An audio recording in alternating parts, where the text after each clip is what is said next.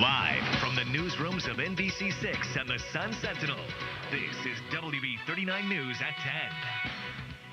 Well, the weekend is here, and you're looking at a live picture of downtown Miami. And for right now, all is clear, but we're hearing that could change. Good evening, everyone. I'm Julia Yarbo. Martha has the night off. Let's get right over to Chief Meteorologist Roland Stedham with a look at what we can expect this holiday weekend. Roland. Well, Julia, what we're looking at here is the vapor loop, and this shows what's happening in the mid to upper levels of the atmosphere. And take a look at this little twisting that's taking place over the state of Texas.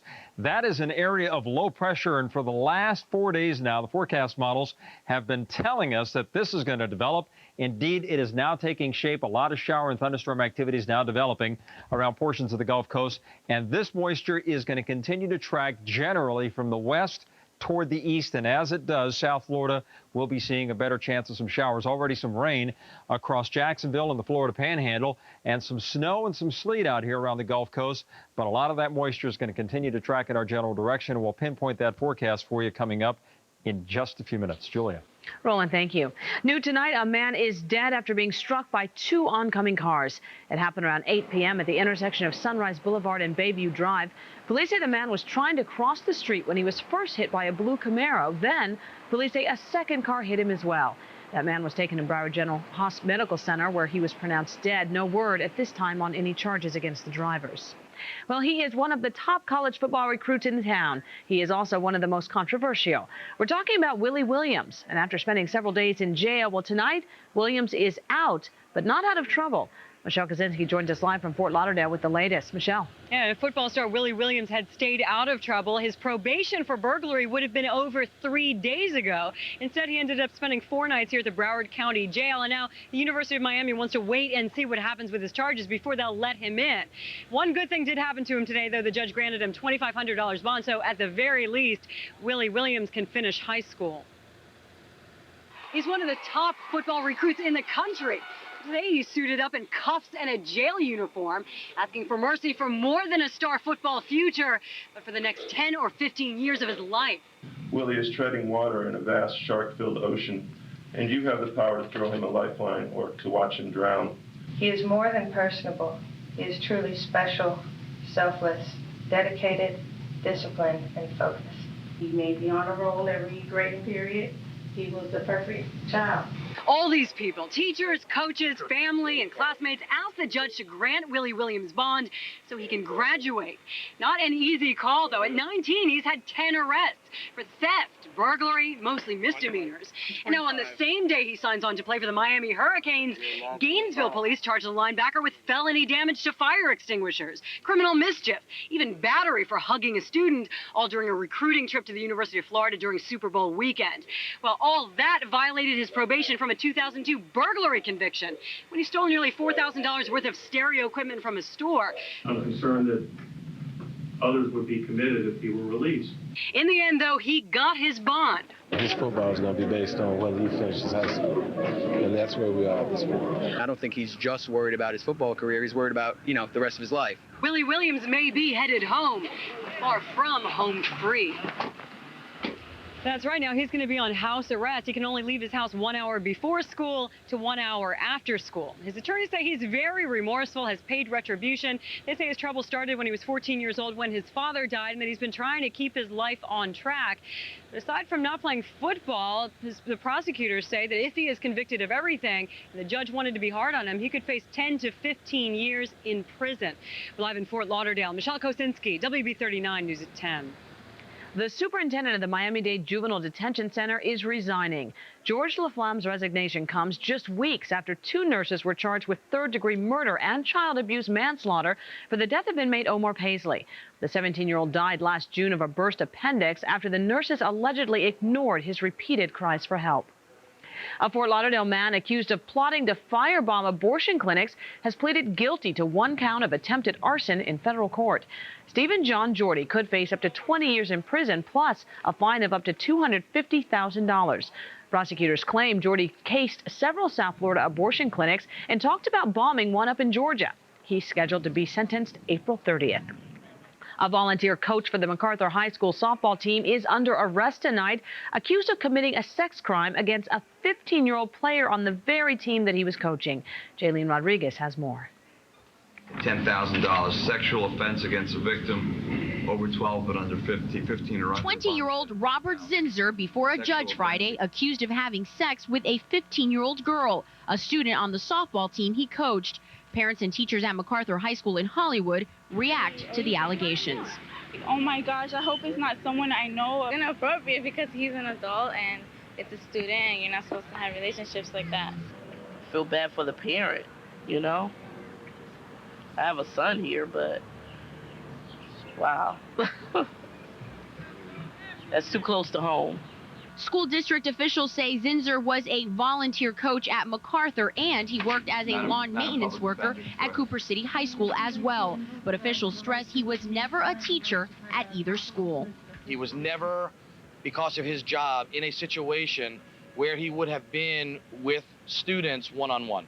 Police say the victim told her father that Zinser had sex with her at his home twice. The father quickly reported it to police and investigators say Zinser has confessed. He will bring her home to his house, will give her alcoholic beverages, get her drunk, and then take advantage of her. School district officials say they did a background check on the suspect, but nothing turned up because he doesn't have a previous criminal record. He now faces 6 charges for committing lewd and lascivious acts in the presence of a child. In Hollywood, Jaylene Rodriguez, WB39 News at 10. Well, the plea deal prosecutors gave Lionel Tate could be used for another minor in Florida prison. The mother of Nathaniel Brazil wants prosecutors to offer her son a similar deal. Brazil was convicted of killing his teacher Barry Grunow 3 years ago at a Lake Worth school. He's now 17 years old. His mother says it is time for her son to come home. You have to realize this is our child, that, you know, we're going to want them home. And I'm just sorry that, you know, other people see that maybe he's not remorseful. He is very. Polly Powell says her son has matured. Since being convicted, Brazil has earned his high school diploma and formed a gospel choir while in prison. Powell agrees he should be punished, but says her son should never have been tried as an adult. Miami-Dade police are hoping their latest approach to tracking criminals helps catch a serial rapist on the loose. Now, you might notice these billboards, which are now up around town. Authorities say making people aware of the situation could lead to an arrest. In the past 13 months, the man depicted has been connected to 7 sexual assaults on 6 different victims. Right now, there are 2 billboards up in the area, one on 79th Street and 17th Avenue, the other on 27th Avenue near 62nd Street. New tonight, a South Florida man has been acquitted of some of the most serious charges he faced in connection with a deadly Waffle House robbery. A jury today found Jimmy Mickle not guilty of murdering 2 people and trying to kill a third at a Davy Waffle House 2 years ago. However, Mickle was found guilty of kidnapping and armed robbery. Mickle's partner in crime, Gerard Hojan, had previously been convicted of the murders. Hojan is now facing the death penalty. And tonight, the latest coming out of Haiti, at least 49 people are dead, and the violence continues to spread as civil unrest is wreaking destruction across that country. Many who once supported President Jean-Bertrand Aristide have turned on him. Rebel forces have demanded the removal of the Haitian president. Today, the debate of what should happen next in Haiti came to South Florida. We will accept no outcome that is not consistent with the Constitution. We will accept no outcome that in any way illegally attempts to remove the elected president of Haiti. Secretary of State Colin Powell is pledging political U.S. muscle to end the unrest, but does not recommend the use of American troops in Haiti. Well, it has been the topic on the Hill, President Bush and his past military records. Tonight, Mr. Bush says he hopes to clear up the controversy once and for all. Plus, the man leading the war on terror pays a visit to South Florida. We'll tell you why. And what causes people to fall madly in love? Could it be something in your heart, or is it all in your head? And for updated regional South Florida news throughout the day, go to sunsentinel.com. This is South Florida's WB39, a Tribune broadcasting station. Sending cash in the mail is dangerous. There's way too much credit card fraud. But if you think you're safe with cashier's checks, I knew I wasn't going to ever see that money again. you better think again. Consumers have to be really careful. You have to know who you're dealing with. Find out how to avoid getting burned by a popular new scam. Monday on WB39 News at 10. President Bush tonight ordered the release of all of his Vietnam-era military records. The file is said to include hundreds of pages of documents about the president's service in the Texas Air National Guard and his temporary duty in Alabama. According to his press secretary, Mr. Bush wants to counter the impression there is something to hide when, quote, there is not. And the man many look to as the leader of the war on terror paid South Florida a visit today. Secretary of Defense Donald Rumsfeld was in Miami defending the U.S.'s treatment of terror suspects being held in Guantanamo Bay, Cuba. Rumsfeld says it is necessary to remember that people kept at Guantanamo are not harmless members of our society. We need to keep in mind that the people in U.S. custody are not there because they stole a car or robbed a bank. That's not why they're there. They're not common criminals. Rumsfeld addressed the concerns of the business community in Miami-Dade. Commissioners want to see South Command stay right here in the community, but the secretary was reluctant to offer any concrete information about that location's future plans. And take a look at this. It is the photo which won the Associated Press World Press Photo of the Year award. The picture shows a masked Iraqi detainee comforting his 4-year-old son inside a U.S. prison camp. The boy was upset when his father was taken into custody, so U.S. troops removed the man's plastic handcuffs and allowed him to comfort his child. Associated Press photographer Jean-Marc Beaujeu took the picture near the Iraqi city of Najaf back in March. And still to come right here on the WB39 News at 10, new disturbing research on binge drinking and who on college campuses that activity is affecting the most. Plus, I'm Raylan Story with the Sun Sentinel. Can what you eat and drink make you smarter? Some schools are counting on it as they get ready for the FCAT. The story coming up. Hey, can't we all just get along? Yes, I am! Hey! Look what you're doing to Chandler! Best friends. Tonight at 11 on WB39. You're watching WB39 News at 10. Well, if you were hoping to see a long, involved Michael Jackson trial marathon this year, you may be sorely disappointed. That's right, folks. Prosecutors told the judge presiding over the case they would not be ready for trial before December of this year. Jackson's attorneys say that will give them the time they need to build a strong defense. And a new study suggests binge drinking and rape often go together on college campuses. Researchers examined 119 colleges nationwide and found nearly 5% of women say they had been raped during their first year at school. Of those rapes, nearly 75% happened when the victims were too drunk to consent or to refuse. The college alcohol study conducted that research. It is now being published in the Journal of Studies on Alcohol.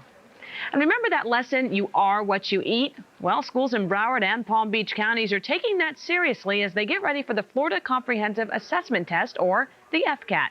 As Sun Sentinel reporter Raylan Story explains, schools will be using a Dr. Atkins-style diet to help shape up test scores. Friday is Fun Lunch Day at Boca Raton Community High School, but when the FCAT rolls around, it will be breakfast for the brain. Give them protein to make them feel more strong and hopefully do real well on the test. Cheese, trail mix, and protein bars handed out to give kids a test-taking boost. If I become hungry, it's kind of hard concentrating on the FCAT, which is a hard test. Like if you eat junk food, it's not going to be good because you're going to have a lot of sugar in you and you won't be prepared for the test. Schools in both Broward and Palm Beach counties are putting kids on Atkins-style diets, hoping to improve test scores. Research shows eating protein stimulates neurotransmitters in the brain, raising alertness. The idea is to avoid carbs like pizza and sugary soft drinks that can give kids an initial rush and then leave them feeling irritable. They'll be stimulated, they'll have a full stomach, and it'll last for a good period of time. Administrators say the pressure to perform on the FCAT is intense, and they want to do everything they can to give students an edge. Every point counts, not only for us as a school, but especially for individual students. So out with the cookies and traditional cafeteria fare, and in with foods that fuel the mind. Dr. Atkins would be proud. With the Sun Sentinel, Raylan Story, WB39 News at 10. Well, schools are primarily focused on getting kids to eat a high-protein breakfast since most of the testing actually takes place in the morning. You can read much more on this story in tomorrow's edition of the Sun Sentinel. Well, this Valentine's Day, you may feel your heart rate quicken or your pulse pick up. According to research, love is all in your head. Scientists with Rutgers University say they have found the brain's love button by scanning the minds of 17 people who identified themselves as being madly in love.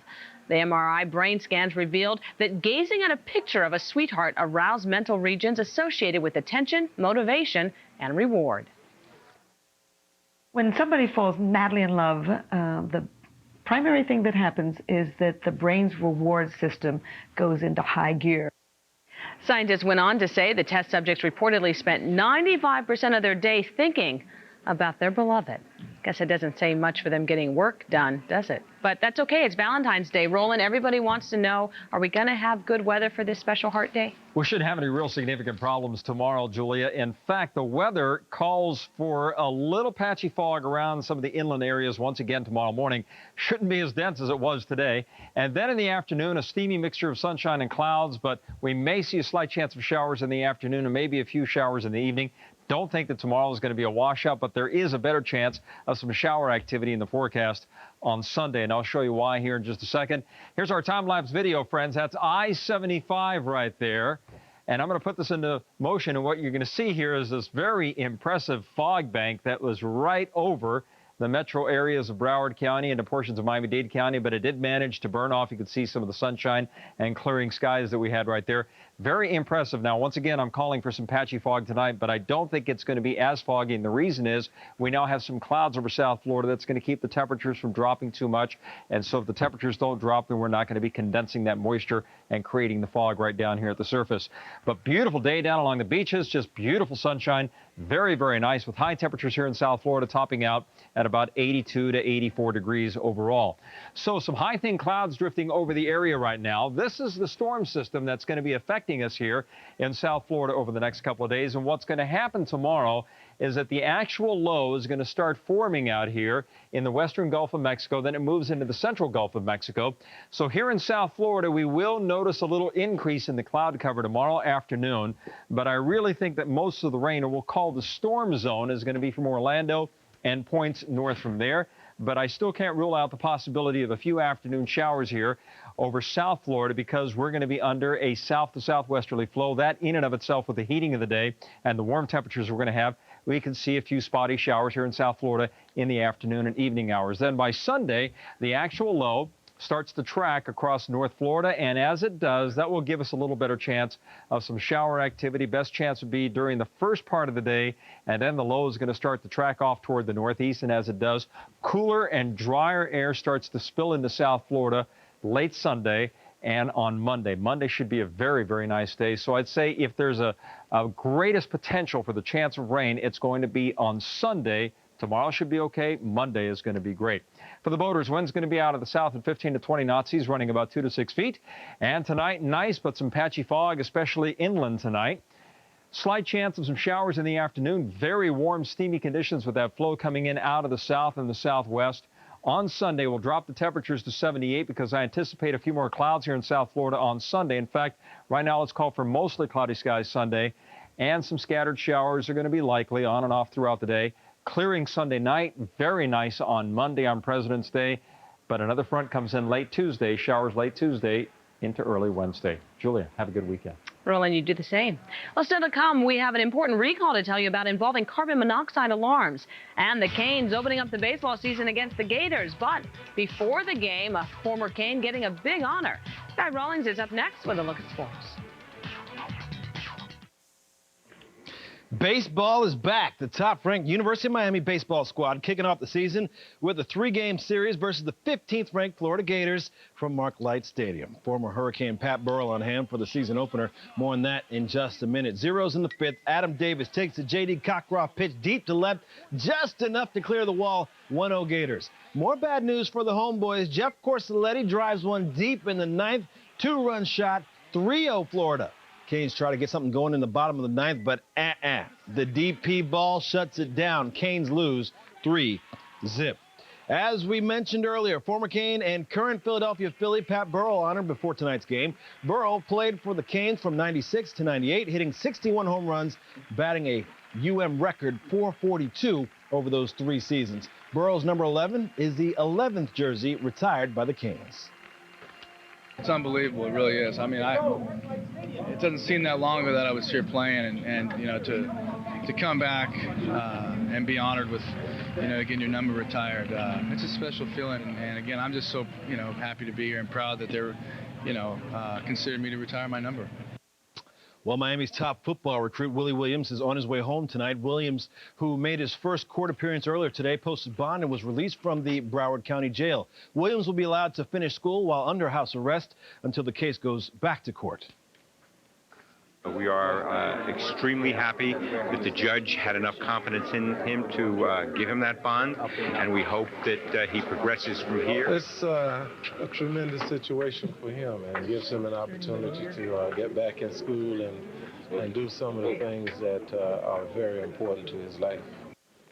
The Red Hot Panthers winning their third in a row last night. Florida beat down the Penguins, but then again, who hasn't? Pittsburgh lost their 13th game in a row after giving up 4 goals in the second period. 5-1 the final. Now the Cats roll out on a 6-game road trip, hoping to continue their success. We got to win as many games as possible down the stretch here. So, we're going on a big road trip right now, and we have to start off strong Saturday. We have to win 18, 19 games out of 25. It's not an easy thing to ask, but if we keep playing like we've been doing for the past 3 games, we'll still get a chance. And let's look at sports. I'm Guy Rawlins. More news after this. Everybody Loves Raymond, tonight at 11:30 on South Florida's WB 39. Stopping our consumer alert, GE Security is recalling about 74,000 of its carbon monoxide alarms because of an internal software error. Officials say the recalled units failed to detect carbon monoxide after 1 year. Those units were sold to security system dealers nationwide from November of 2000 through October of 2003. Consumers should contact their system installer or service provider for a free replacement. You can also call GE Security Incorporated at 800-648-7422. Well, just a few years back, the city of Miami teetered on the brink of bankruptcy. But as of today, the city's financial picture appears to be better than ever. The bond rating firm of Standard & Poor's today moving Miami's rating up from BBB+ to A+. That's the best in city history. Standard & Poor's says political and management stability have made Miami bonds a good buy. Miami's bond rating is now better than New York's or Philadelphia's, and that's according to city officials. Well, good news for a hometown. And that is going to wrap it up for us tonight. Will and Grace is up next right here on the WB. And we'll see you back here Monday night. Have a wonderful weekend and happy Valentine's Day, everybody.